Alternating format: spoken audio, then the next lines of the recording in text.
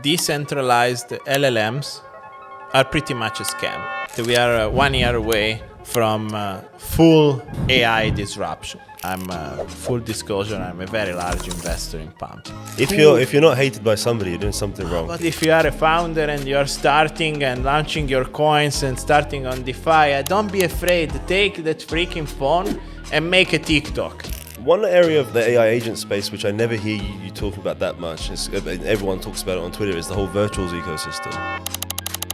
There is a lot of more things that you can do in centralized exchanges that people don't really know about. Tell us. AI 16Z, for example, like as a meme coin, buy it. But as an agentic framework, there is no fucking way it's going to compete with OpenAI. I'm expecting great things for the next quarter.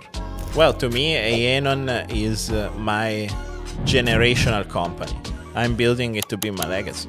I'm building it to be my Coinbase. They're getting ready almost to be disrupted again. You know, Simple Joe wants to make money using HeyAnon. What should be his strategy? I tell you how I use it. What is going on, people? Welcome back to the channel. It's your boy Aaron here, and today we have a very, very special guest, the man himself, Daniele Sesta from HeyAnon. Welcome to the show, brother. Thank you very much. It's so cool to see you here in Istanbul. This is fantastic. It has been a while that I didn't do one conference. Yeah, I know. And you chose Istanbul Blockchain Week, so that's thank you for that. It's great to have you with us. I really enjoyed, and to me, it's like a dream to see DeFAI in a stage, you know, and all this project talking about what they are building, and it's like AI is coming, right? And finally is in that stage that is starting to make sense. And I really appreciate the work that you have been doing on spreading and helping out this new emerging sector. Thank you. Thank you very much. And this interview's been a long time coming, I think. So we had to both leave Dubai to come to Istanbul to do it. But yeah, anyways, so Turkey market, I think, should be really interesting for HeyAnon because the amount of trading volume here, it's like 4th highest in the world. And there's so many traders. So it's good that you're focusing on this market. Yeah.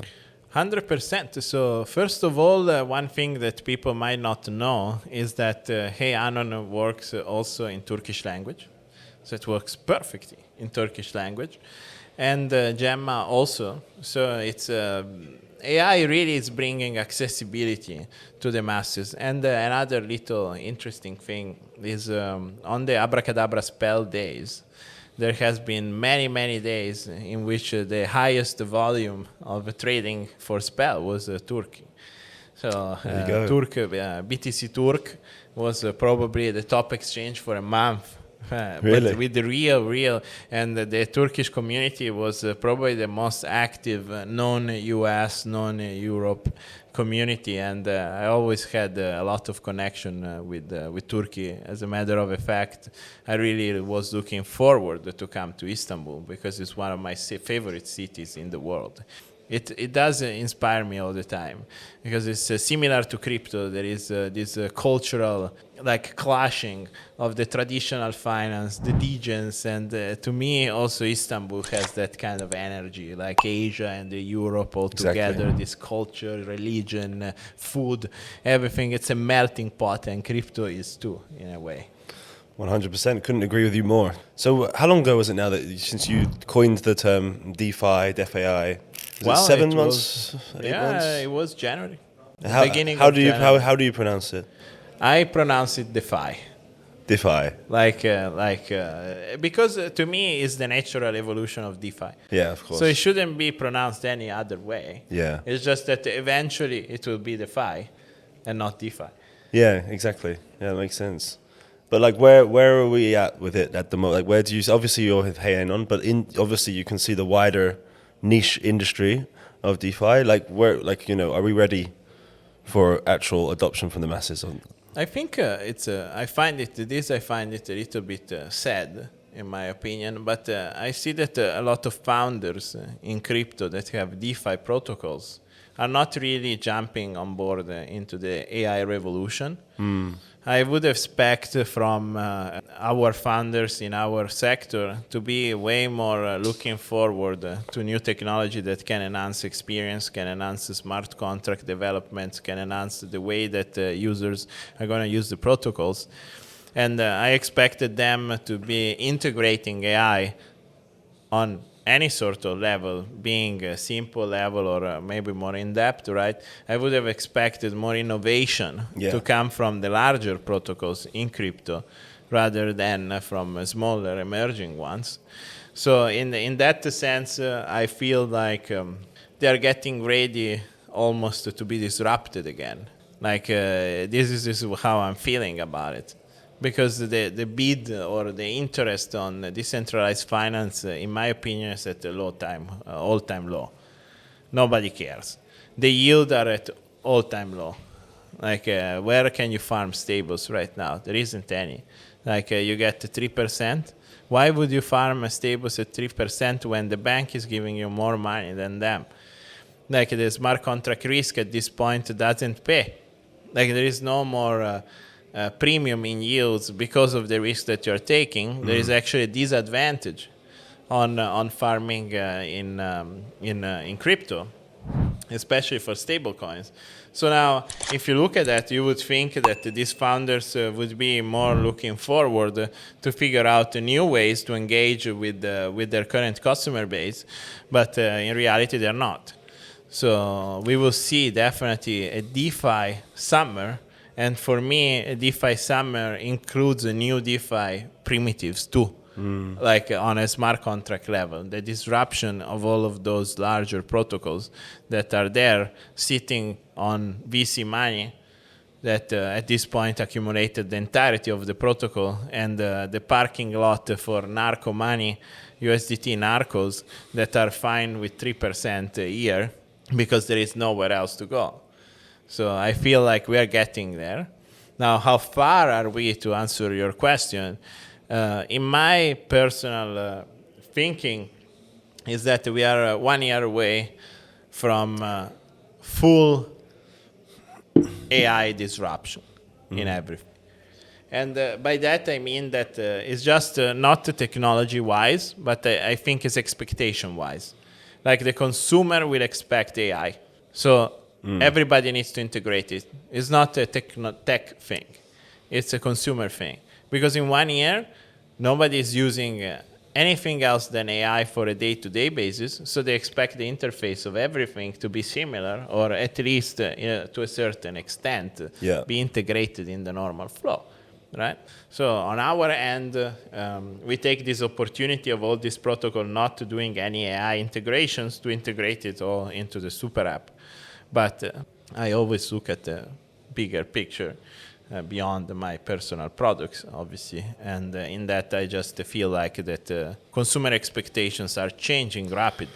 Yeah, so I mean, I mentioned in my welcome speech, I was like, how many projects and founders are actually, or even could be Web 2, Web 3, like actually like changing their front ends, their marketing, like everything to be, welcoming to AI agents and, for their optimal for those and not humans. And it's surprising, like not many people are doing that. Like it's a handful, out of a whole room. And but then, that obviously provides opportunity. There's a massive opportunity there, obviously, which you're working towards. Well, specifically, I see it for your sector, for example, in media. Yeah. There has never been such a good opportunity in media like now, because distribution can be automated. Mm-hmm. A lot of work can be automated. Like AI agents in that sector are so good right now that it's almost like stupid for founders themselves to not be at the forefront on the media revolution. Yeah. Because the consumer expectation has changed so much in the last 1 year. Like, first of all, the expectation is that the founder is really present. It's not disappearing for the weekend. Like, he needs to be there. He needs to be there in the platforms that the user actually use. Now, we are so focused on, like, X in crypto. But in reality, like, you have a ton more views on TikTok, YouTube. Like, it's such a bigger platform. But we so, like, cringe out about, like, a tweet of someone that nobody gives a hell about. Nobody. Like, that's the true reality. And we reached now 200. Like a few days ago, I saw this YouTube tweet that they said they reached 200 billion views on shorts per day on YouTube. What are you doing if you're not doing that? Like the delusion, it's insane. So what is a tweet? Nothing. Like, how do you compete with this attention economy? And as a founder, you need to think about it. And additionally, you need to use every single edge that you can have using AI to push it. Like, there is no more excuses. Even me now, right now, I'm in that part of the cycle in which is first of all, is the first time that I launch anything that is not finished. Usually I launch full protocols that were finished and actionable. So I could have marketed them right away, right? Now we are getting to the point in which we have a final product. Obviously it's in beta, blah, blah, but that has nothing to do with proper structuring of marketing and distribution. And as this happens, obviously I'm thinking like, what am I going to do about it, right? And the founder needs to be the number one marketing tool that the project has, at least to the first million users. That's my point of view. Then the machine can kind of go by itself. But if the expectation is maybe I'm afraid of the comments of people, like honestly, like fuck you. Like you can comment whatever you want. It doesn't touch me. Exactly. Like there is always gonna be haters. Even Brad Pitt. I don't know the most. If you're not hated by somebody, you're doing something wrong. But also even the cutest girl on Instagram gets some bitches to fuck her brain. Like honestly, you know. Like, so don't be afraid if you are a founder and you're starting and launching your coins and starting on DeFi. Don't be afraid. Take that freaking phone and make a TikTok. Like, it's there. The people is there. Yeah. Like, if you're not doing it, don't tweet. If I would start, of course, I have already a previous following. So I'm doing Twitter for sure. But if I would start from scratch, I wouldn't even have an X account. I would just do YouTube, and I would just do YouTube Shorts, YouTube long format, and TikTok. Yeah, I mean, like in the first cycle of crypto, when I got in 2017, 2018, I wasn't even using like crypto Twitter. I wasn't using crypto Twitter until like 2022 or so. I wasn't really into it, and then now, obviously, you know, when you 3 years in, you're well into it. So totally agree. AI dissemination of media everyone should be doing it, and you're obviously a big figurehead, obviously for Hey Anon, and you have like a kind of cultish like following, and I mean that in a politeful way. It's cool. One area of the AI agent space which I never hear you talking about that much, everyone talks about it on Twitter, is the whole virtuals ecosystem. Do you play in those realms at all? Like, what do you think about, you know, what they're building with their agent commerce protocol? I think I'm gonna say something controversial now. But I give you two things. So one, in my opinion, decentralized LLMs are pretty much a scam, because a self-hosted LLM is by definition decentralized. So it does not require a blockchain. Maybe it's not a scam, but it's as close as it gets to a scam. So I do not believe in decentralized large language models. There is no use case for me on that. Because 99% of people can pretty much run on a very lightweight model anything they need. Like, there is no reason. It can run on an iPhone. You know, as a matter of fact, 4.0 Lite runs on an iPhone natively right now. Isn't that decentralized if it's self-hosted? Well, it doesn't connect to anything. It's your own model. On the other hand, it's interesting of having data streams decentralized or decentralized training data streams that train LLMs. And I never talk about ecosystems, but like Tao ecosystem, for example, I like it because it focuses on something that to me makes sense. That doesn't mean that I think it's worth billions of dollars. I just say that it's actually something that makes sense, logical sense for someone that actually builds AI. On the other hand, the virtual ecosystem, I like it. I like it because it's the pump fun of Base. But that's what it is. Like it's launching millions of these. No, I don't know how many. They didn't launch millions, but they are launching a lot of agents that are have some capabilities. But if you look at it as an agentic framework, no. Like, let's be realistic. Like, come on. Like, it's not an agentic framework. It's a launchpad for tokens with great Ponzinomics, because it locks a lot of the virtual supply every time. There is a good amount of gambling happening. Like, I like that. Okay.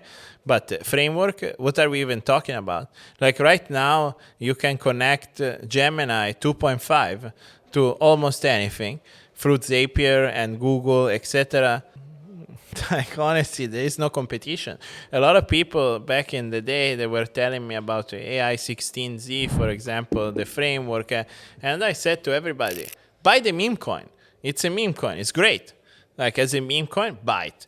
But as an agentic framework, there is no fucking way it's going to compete with OpenAI. It's going to compete with Google. It's going to compete with... How is going to compete? Doing waifus? Like, honestly, like, yeah, maybe there is a niche market for that. Maybe it's going to compete in waifu's agentic porn AI. But in other ways, like, I totally... Like, the revolution is happening. Like, Claude is fantastic. Have you tried the new Claude? Yeah. Okay. My friend and partner G doesn't like it, but he's a Gemini guy. Everybody has his own models. Yeah. I'm a super OpenAI guy because the amount of context and memory that I backed into that, it's insane. Yeah. Like, I get results that it's impressive. But for whoever is listening right now and is maybe wants to choose which model to use, I would recommend at the moment to use Cloud, because it's very easy to connect to Zapier. And that's, to me, the first experience that a person should have of AI, agentic AI. Because then you're like, okay, why don't you check my email and check you sent me an email, and write an email and prepare a calendar invite and do all of this, and also drop in the drive from here to there and create a new drive. And it does all of that autonomously. And that's fucking cool. Yeah, that's a eureka moment, I think, for everyone when they see that happen. It's crazy looking. So last cycle, you took your biggest project, I think, was it 5.8 billion? Yeah, I think about 5.8 to 6 billion, yeah. So then you're probably not going to be satisfied until you go much higher than that with HeyAnon, I guess. Well, to me, HeyAnon is my generational company. So when I made the other protocols, we made decentralized protocols. Yeah. HeyAnon isn't. It's not a decentralized protocol. It's my legacy company. I'm building it to be my legacy. I'm building it to be my Coinbase. And I do believe that to a certain extent, that is the way that I expect people to interact, and also is the way that people will expect to interact with the blockchain. That magical experience of not feeling anything is just abstracted, and it just works. That is how it's supposed to be. And it's fair. Like, there has to be people building it, and I just happen to be the one that at this moment I can confidently say that I am a lot ahead. A lot. So I saw you recently integrated with the Binance, Kraken, MXC. I'm sure there's plenty more in the pipeline. Yeah. What has been, when you're speaking to centralized exchanges, what has their feedback been when you've shown them the product? The feedback is great. And additionally, there is a lot of more things that you can do in centralized exchanges that people don't really know about. Tell us. Like staking things, little rewards things that you can automate. I think that is kind of an interesting aspect of angle that I want to start tapping in, because there is really a ton of airdrops and stuff that you can kind of automate farming. Yeah. And I feel that's probably the first massive amount of users that we can claim from the centralized exchanges is more into that sector, like the hustling kind of guys. Yeah. And on the other hand, decentralized exchange I was particularly keen on because it allows me to do arbitrage and fees strategies between decentralized and centralized exchanges and execute them autonomously on both ends, which is something that I always wanted. Like there is a lot of people that don't understand this, but when it's made into a simple prompt, then they're going to use it. Because everybody has, like if it's a crypto native, everybody has an exchange and a wallet. So at this point, why not utilize this for farming fees? Because at leverage, you can make a good yield. Talking about the DeFi protocols, like a part of Athena does that, right? Yeah. It's quite big, you know? Like it's people like it, but you pay for it. And it's not very dynamic, and you can choose the amount of leverage that you want. Like Athena is farming, 5%? That's fucking garbage. I want 30. WAGMI is deploying his own chain. What is your hottest take on the market right now? I think a pump fund is a positive. It's a net positive. I'm full disclosure, I'm a very large investor in pump. Simple Joe wants to make money using HeyAnon. What should be his strategy? I tell you how I use it. If you can't set up a sniper, stop doing it. We are adding more things that we ever imagined, and iOS, Android are coming. All the bridging interface, I hate them all. I hate all of it. I use HeyAnon without the Agentic wallet.